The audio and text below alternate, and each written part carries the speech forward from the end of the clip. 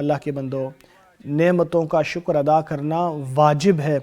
اور یہی وہ ذریعہ ہے جس سے نعمتوں کو برقرار رکھا جا سکتا ہے۔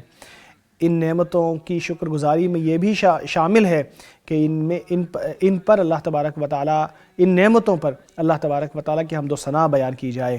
کیونکہ جب نعمتوں کا شکر ادا کیا جاتا ہے تو قائم رہتی ہیں، اور جب ان کی ناشکری کی جاتی ہے تو یہ ختم ہو جاتی ہیں اور چلی جاتی ہیں۔ اللہ کا فرمان ہے کہ اللہ کا فیصلہ ہے کہ اگر تم شکر گزاری اختیار کرو گے تو میں تمہیں اور نوازوں گا، اور اگر تم ناشکری کرو گے تو یاد رکھو کہ میری سزا بہت سخت ہے۔ تو اللہ کو یاد رکھو، وہ تمہیں یاد رکھے گا، اس کی نعمتوں کا شکر ادا کرو، وہ تمہیں مزید عطا فرمائے گا۔ ہم اللہ تبارک و تعالیٰ کی حمد و ثنا بیان کرتے ہیں کہ اس نے عظیم رحمت نازل فرمائی ہے، جس کا فائدہ بہت ہوا ہے، جس کی خیر بہت پھیلی ہے۔ ایسے وقت میں بارش آئی ہے کہ جب بہت ضرورت تھی،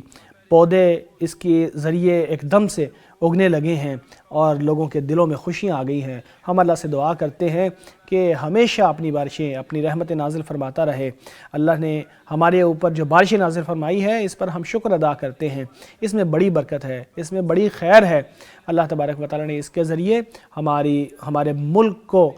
زندگی بخش دی ہے، اور اس کے ذریعے دلوں کے اندر بھی خوشیاں آ گئی ہیں، تر و تازہ ہو گئے ہیں، تازہ دم ہو گئے ہیں۔ اے اللہ، تیرے لیے ایسی حمد و ثنا ہے جو تیری شان کے مطابق ہو، تیرے جلال کے مطابق ہو۔ تیرے لیے ساری حمد و ثنا ہے کہ تیری رحمت بڑی واسع ہے، تیری عطا بے انتہا ہے۔ ہم تیری حمد و ثنا بیان کرتے ہیں کہ تو نے ہمیں خوب نوازا ہے، تو نے ہمارے اوپر ہماری پردہ پوشی فرمائی ہے، ہمارے اوپر نعمت نازل فرمائی ہیں، خوب سخاوت دکھائی ہے۔ ہم تیری حمد و ثنا بیان نہیں کر سکتے، تو ویسا ہی ہے جیسا تو نے خود اپنے بارے میں فرمایا ہے۔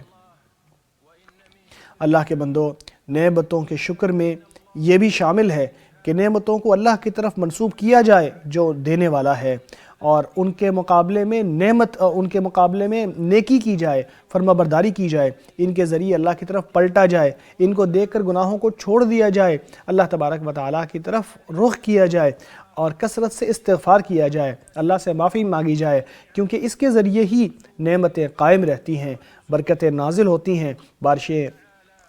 برستی ہیں۔ اللہ کا فرمان ہے، نبی نوح علیہ السلام نے کہا تھا، اللہ سے معافی مانگو، وہ معاف کرنے والا ہے، آسمان سے آپ کے اوپر بارشیں نازل فرمائے گا، آپ کو اموال بھی دے گا، اولاد بھی دے گا، اور آپ کو باغ بھی دے گا، اور آپ کو نہریں بھی عطا فرما دے گا۔ اے اللہ کے بندو، یہ بارش اللہ تبارک و تعالیٰ کی بہت شاندار نشانی ہے، جس سے اللہ کی قدرت ظاہر ہوتی ہے، اللہ کی حکمت نظر آتی ہے۔ اس کے نزول میں بہت بڑے نصیحت اور بہت بڑا سبق ہے، ایسا ایمانی سبق ہے کہ جس کے ذریعے دلوں کو یاد دہانی نصیب ہوتی ہے، جس سے آخرت کی یاد آتی ہے، کیونکہ جیسے زمین کے اوپر جب بارش برستی ہے تو اس کے بعد وہاں سے جو پودے نکلنے لگتے ہیں، اس کے اندر زندگی آ جاتی ہے۔ یہ ایک دلیل ہے جس سے انسان کو آخرت یاد آتی ہے۔ دیکھیں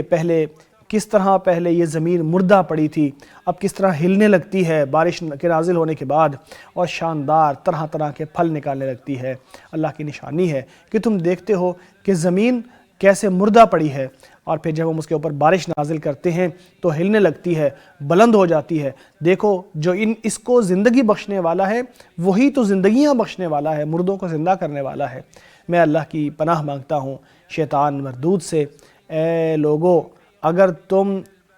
قیامت کے بارے میں شک میں مبتلا ہو تو یاد رکھو کہ ہم نے آپ کو مٹی سے پیدا کیا تھا، پھر نطفے سے، اور پھر علقہ سے، اور پھر مضغہ سے، جو کہ مخلق تھی اور غیر مخلق بھی، تاکہ ہم آپ کو سمجھائیں اور دکھائیں، اور پھر ہم رحم مادر میں جتنی دیر چاہتے ہیں ایک مقررہ وقت تک بچے کو رکھتے ہیں، پھر تمہیں ایک بچے کے طور پہ نکالتے ہیں، پھر تم جوانی کی عمر کو پہنچتے ہو۔ تم میں ایسے لوگ بھی ہیں جو پہلے ہی وفات پا جاتے ہیں،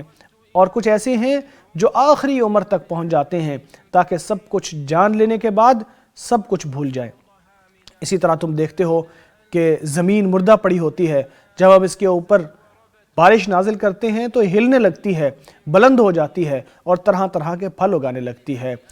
یہ دلیل ہے کہ اللہ ہی حق ہے، اور وہی ہے جو مردوں کو زندہ کرتا ہے، اور وہی ہے جو ہر چیز پر قدرت رکھتا ہے، اور یہ بھی کہ قیامت آنے والی ہے،